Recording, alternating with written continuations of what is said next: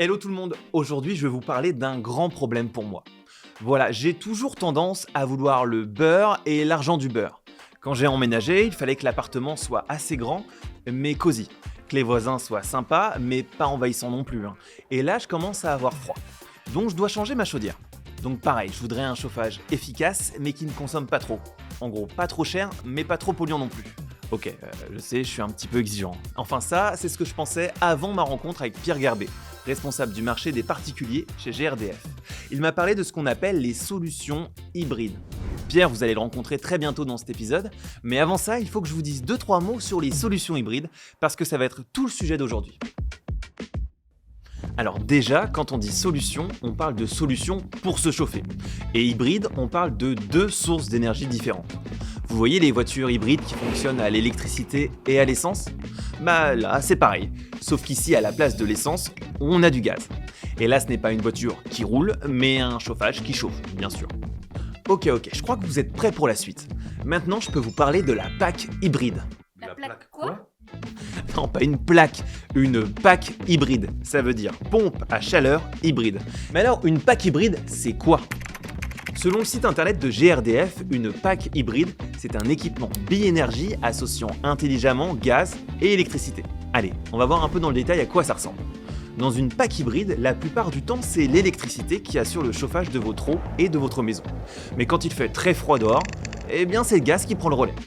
La balance, elle se fait automatiquement, vous n'avez rien à faire. Vous consommez moins d'électricité et le gaz permet de garder une chaleur confortable sans sursolliciter le réseau électrique de votre ville. Et même par grand froid d'ailleurs, quand tout le monde utilise beaucoup d'électricité. Bref, la PAC hybride, c'est le meilleur des deux mondes. On a un système intelligent qui bascule du gaz à l'électricité exactement quand il faut, en instantané. Et surtout, c'est une solution qui émet moins d'émissions de gaz à effet de serre qu'une chaudière. Et puis, c'est pas trop cher parce qu'il y a de nombreuses aides à l'installation.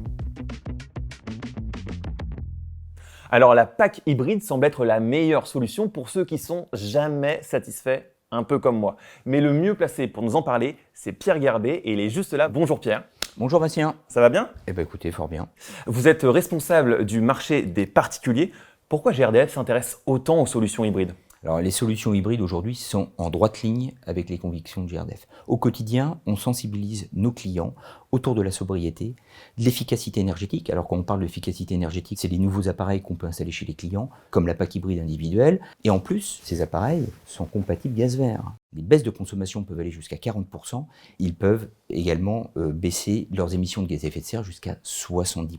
Alors ça s'adresse à qui en fait la PAC hybride ? Ça s'adresse aux particuliers dans une maison, dans un appartement ? Ça s'adresse à la fois aux clients qui sont dans une maison, mais également à des clients qui pourraient se trouver dans un immeuble collectif, parce qu'on a des modèles dimensionnés pour les maisons et des modèles dimensionnés pour les immeubles collectifs. Évidemment, un peu plus puissants, un peu plus gros.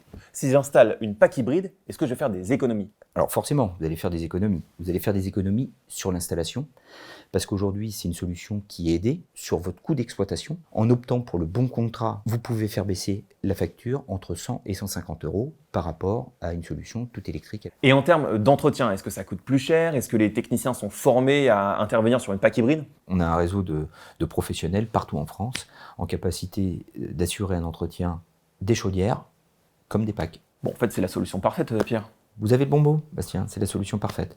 Ce qui lui manque un peu à cette PAC hybride, c'est la notoriété. D'ailleurs, j'invite tout le monde à aller sur grdf.fr pour se renseigner ou à téléphoner à notre service client au numéro qui s'affiche en bas de l'écran et peut-être d'avoir Sonia au téléphone, qui est la meilleure conseillère téléphonique de France. On fait un petit coucou à Sonia qu'on a eu dans l'épisode précédent.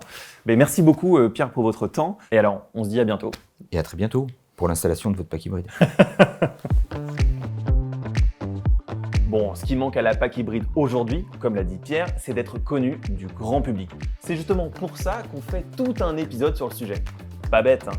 On a même appelé Guillaume Delplanque. Il est chauffagiste et il nous a montré très concrètement en quoi ça consiste d'installer une PAC hybride.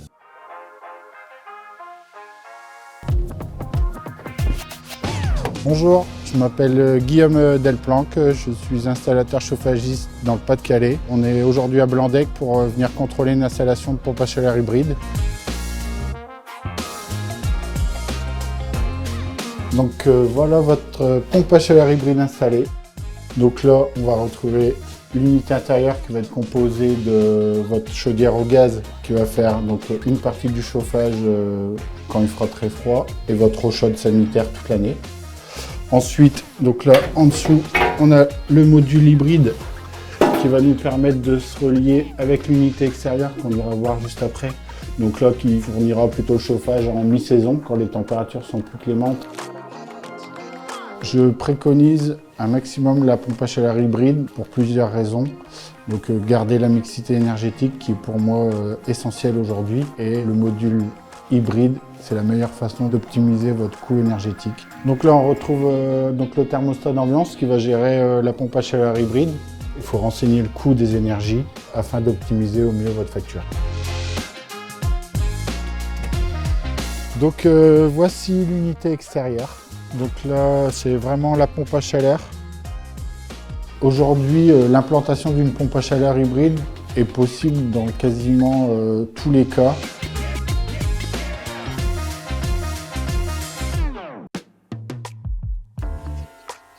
Après avoir écouté attentivement Pierre Gerbet et Guillaume Delplanque, ce que je comprends, c'est qu'une PAC hybride, ça permet vraiment d'avoir le beurre et l'argent du beurre, sans même avoir à faire des efforts puisque c'est la machine qui choisit en temps réel le gaz ou l'électricité, en fonction de l'énergie la plus adéquate à chaque instant. Allez, moi je vous laisse, j'ai une chaudière à faire remplacer. On se dit à bientôt dans l'actu. Bon alors vas-y, vous avez pas une idée sur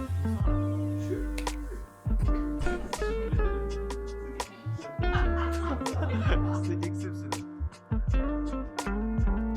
Bon allez, moi je voulais...